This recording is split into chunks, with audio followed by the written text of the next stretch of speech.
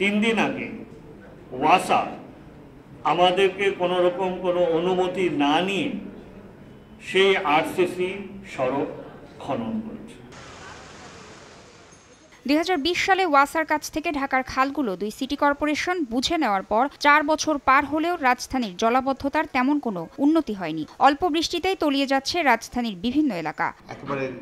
রাজধানীর বিআইপি সম্মেলন কক্ষে ঢাকার জলাবদ্ধতা নিরসন ও নান্দনিক পরিবেশ সৃষ্টিতে খাল পুনরুদ্ধার নিয়ে এক সেমিনারে উঠে আসে ঢাকার জলাবদ্ধতার কথা। খালগুলো পুনরুদ্ধারে শুধু জরিমানা করলে হবে না, আইনের মধ্য থেকে কারাদণ্ড দেওয়ার পরামর্শ নগর পরিকল্পনাবিদদের। খাল দখল এবং দূষণকারীদের কারাদণ্ডের বিধান প্রয়োগ করতে হবে।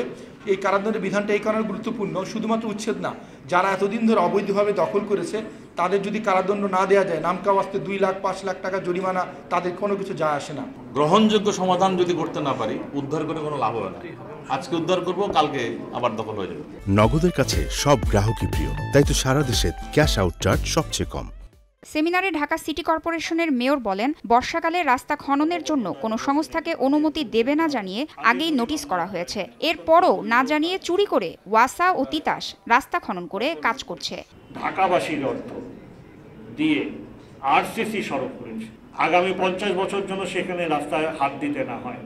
3 দিন আগে ওয়াসা আমাদেরকে কোনো রকম কোনো অনুমতি না নিয়ে সেই আরসিসি সড়ক খনন করেছে। বিনা অনুমতিতে তিতাসের কর্তৃপক্ষ তারা সেই সড়ক, কয়েকটি সড়ক তারা খনন করে।